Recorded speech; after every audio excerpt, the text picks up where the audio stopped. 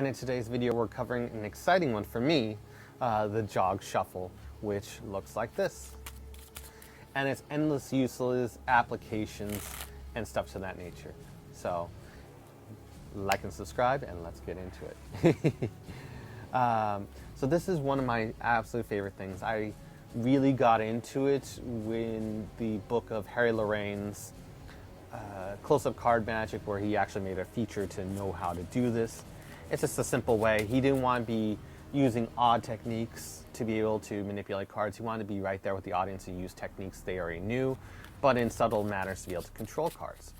So there's many, many uses for the jog shuffle, many known and lesser known to be able to control cards, even down to the milk shuffle, which I will not be able to cover, but I will mention that it is in Daryl's Encyclopedia of Card Sleights. I can't remember which volume, I think like volume 7 or 8. It's just top and bottom cards as you shuffle off. There's many different uses for all these things, but I want to cover into all the fundamentals of the jog shuffle and all the exciting things that I love about it.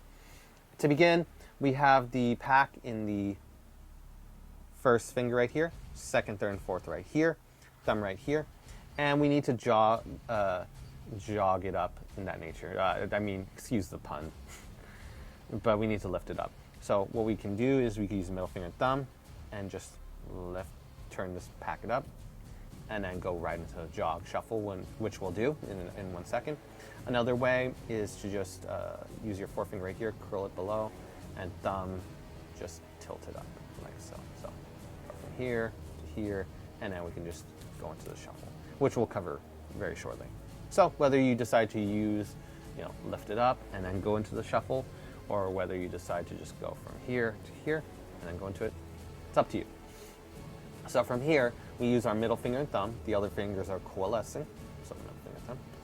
And I'm going to use the rudimentary version for explanation purposes, so you can see it. Middle finger and thumb. And then we can do that. Just tossing the packets over. Or just for the most simple way, just taking packets and just cutting them like so.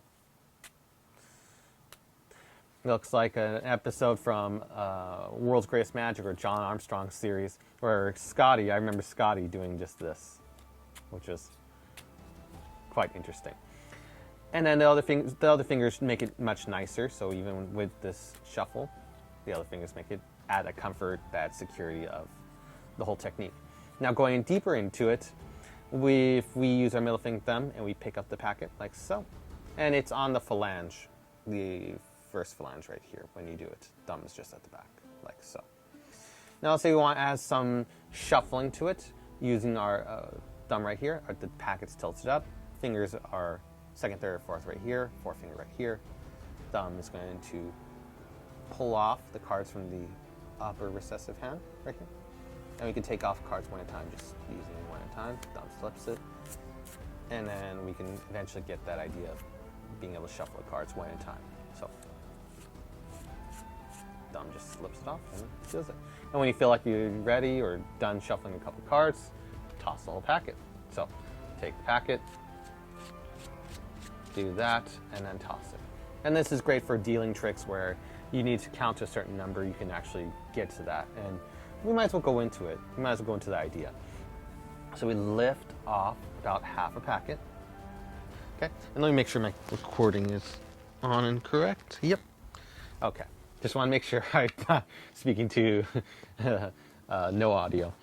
And what we do is, what many people use as magicians is we actually use, I believe this is an in-jog, out-jog? Yeah, I believe it's in-jog. In-jogging towards yourself. I might get confused. Apologies in advance. We use our thumb, we in-jog the card, but instead of it going right onto the packet, we in-jog it about halfway, like so. This is going to be our improvised break, which we're going to use. And then we can shuffle the cards on top. However you want to do it, you can just throw packets on top. I should mention throwing packets. You can also just pick it up with the middle finger and thumb and literally just throwing packets on there. Which is also another cool application of that's how you really would normally shuffle with the jog shuffle. Just throwing packets like that. No thumb required. So in the case that we decide to just control, I'm going to do controlling, and then we'll do into the dealing control, dealing cards and controlling. We would jog one card, so it's a little bit off, and then you can throw packets on there, and you can even throw packets from behind and above to cover that jog card. And then all we have to do is lift up at that break, where we made our first in jog. Lift up to it, get a pinky break, and then cut, and then we've cut to that point. Now this can be used for selection just to control it to the top in the case of for magical purposes. So this is the Jack of Diamonds, excuse the brightness. I'm considering turning it down. Let me get it right there. Let's see if we can make it a little better. There we go. So that'll be right there. And let's say we had a card selected, we decided to show it, okay? And we put it back on the pack, and let's say we want to control its top, so it's pinky break above, and jog one card, okay? So it looks like so. And then just throw packets on top, like so. And then as we square everything up, we could do the Daryl gesture I covered in a previous video, go like this, hopelessly lost. And then we got to do a triple cut, or even in this case, just a double cut, just a single cut of the break, complete it, and then from there we've controlled that Jack of Diamonds to the top. And again, as I've covered in other videos, if you want to control it to the bottom, just get a break below, and do. And we would actually have to modify the technique. I should mention we have to modify the technique a bit. Get a break below. We add it to everything, and I'm doing this for explanation purposes. You would show it normally, and then we can do the same. We wouldn't need to jog it in this case because we already got our break. So we could actually just throw it, like just shuffle everything on top and maintain that break. So we got that Jack of Diamonds right there. And then we can turn from the break, we have to go from underneath our middle finger and thumb gum from underneath. We rotate the whole packet, trying to keep a discrepancy of the break. We can use pressure from the forefinger below to minimize that. And we wouldn't want to put this towards the audience. We don't want to make it obvious. We got a giant break. So then from here, we would quickly, go from here, reposition. We can even alter our angles so they don't see that. All they see is this instead of this. That looks much better. So we've taken the break. We've maintained the packet separation using our thumb right here. Thumb and middle finger. Other fingers start coalescing. And then our thumb will take the entire upper packet, holding it just for a second so our recessive hand can pick up the lower packet right here. It's the free packet. This one contains the selection. So going back so no one's lost, showing the card, shuffling some cards on top, all the rest of the cards on top of it, maintain the break so it's right there. We now lift it up,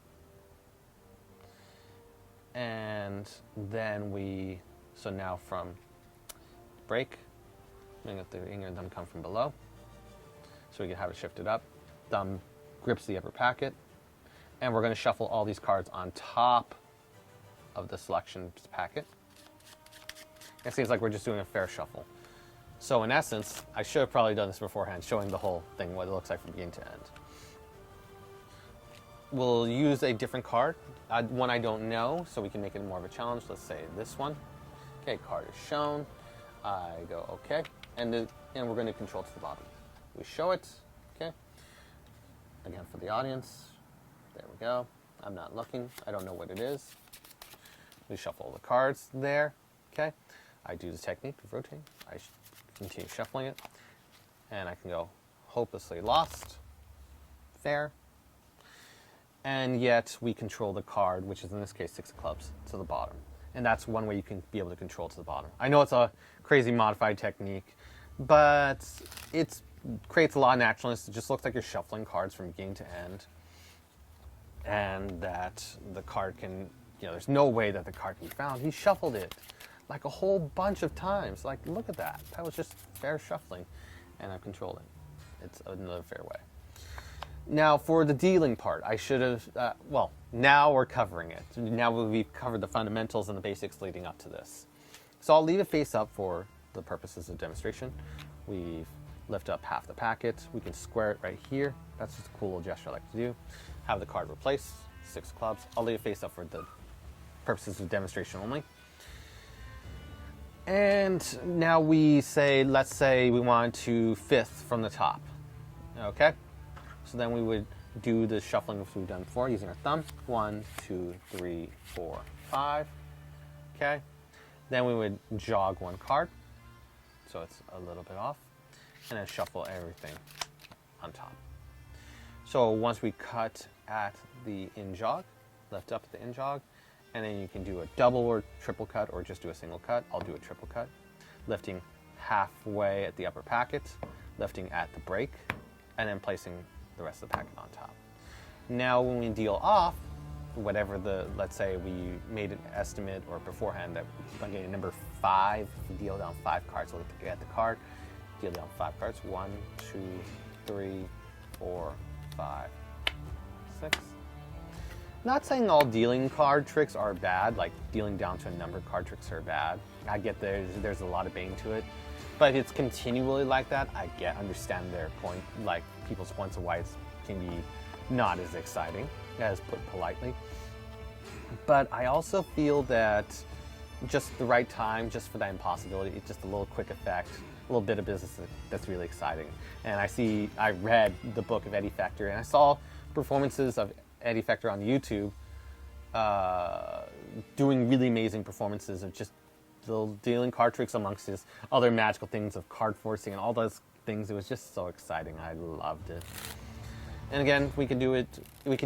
I should mention one tip. Let's say we use the king, and let's say we want 7th from the top. Okay, so we show the king of clubs. Okay, and I'm going to leave it face up because I'm going to make an interesting point, and then I'll do it face down for actual demonstration. So let's say we want 7th from the top.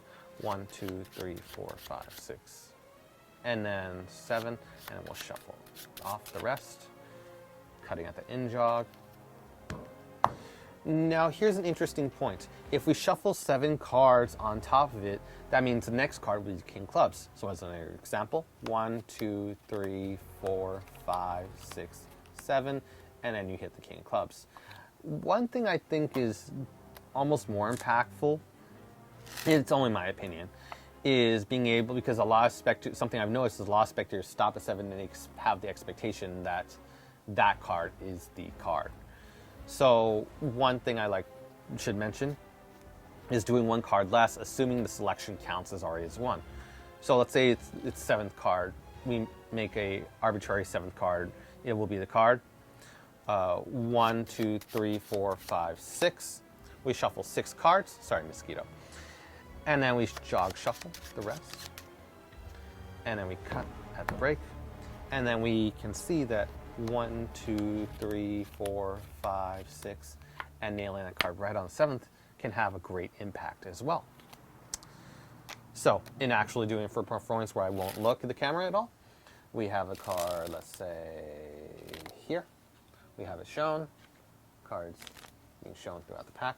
We have it shuffled, and I keep on getting, before I even continue, I should mention I keep on getting this number, I keep on getting this weird number 8.